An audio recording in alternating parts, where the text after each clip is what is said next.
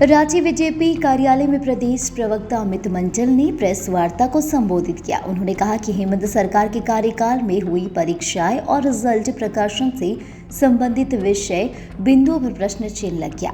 वर्तमान में झारखंड कर्मचारी चयन आयोग के परीक्षा पत्र लीक मामले के बाद अध्यक्ष ने इस्तीफा दे दिया। झारखंड में अब तक जेपीएससी या जेएसएससी के किसी भी परीक्षा कंडक्ट कराने में संबंधित एजेंसियां सफल नहीं हो पाई। चलिए, आप सभी का नमस्कार, जोहार है। भारतीय जनता पार्टी प्रदेश कार्यालय स्थित दीनदयाल सभागार में आयोजित इस प्रेस वार्ता में आप सभी मीडिया वर्गों का स्वागत, अभिनंदन, जोहार है।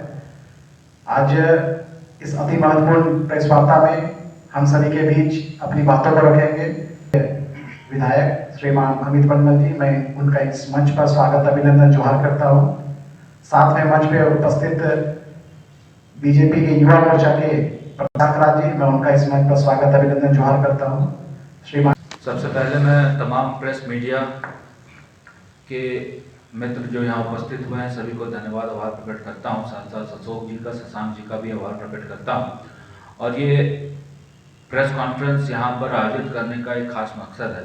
कल की डेट का जो डेवलपमेंट है, जो आप सभी को पता है कि जेएसएससी के अध्यक्ष रहे नीरज सिन्हा जी ने अपना इस्तीफा दिया, उसको लेकर हम लोगों ने यहाँ एक प्रेस कॉन्फ्रेंस किया है। और ये प्रेस कॉन्फ्रेंस प्योर तरीके से युवाओं के हित के लिए है। युवाओं की बात जो फील्ड में जो हम लोगों को समझ में आता है, जो हम लोगों का इन्वेस्टिगेशन है और जिस प्रकार से हम लोग का जो इनपुट आता है, उसके आधार पर हम लोगों ने ये सोचा और ये समझा भी कि इस चीज़ को हम लोगों को प्रदेश की जनता को बताने की आवश्यकता है। दोस्तों, सिलसिलेवार तरीके से आप देखेंगे चीज़ों को तो बहुत जगह विरोधाभास इस जेएमएम सरकार में आपको दिखेगा।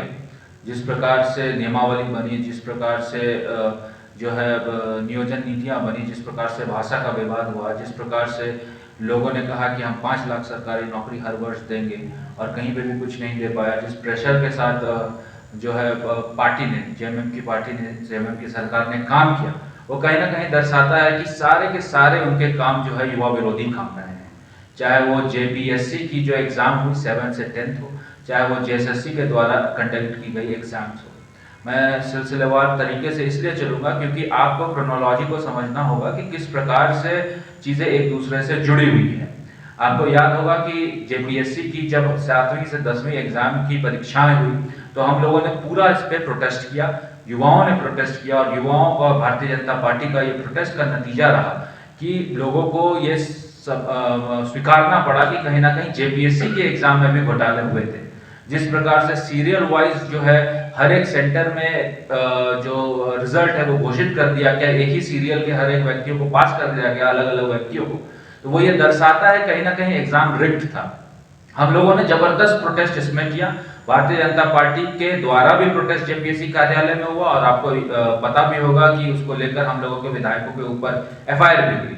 इसके बाद हम लोगों ने सरकार को जगाने के लिए लगातार प्रयास किया। इसी मुद्दे को लेकर, युवाओं के मुद्दे को लेकर भारतीय जनता पार्टी ने सचिवालय घेराव का भी कार्यक्रम किया, जहां पर कई विधायकों के ऊपर भी युवाओं के आवाज को जब हम लोगों ने जनता के सामने रखा तो उसको दबाने के लिए एफआईआर किया गया।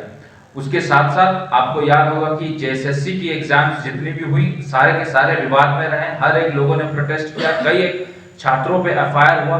और इसी बीच में सरकार ने असहज महसूस करते हुए एक बिल भी लाया था, जिसके माध्यम से उन्होंने दावा किया था कि हम लोग यहाँ पर जो है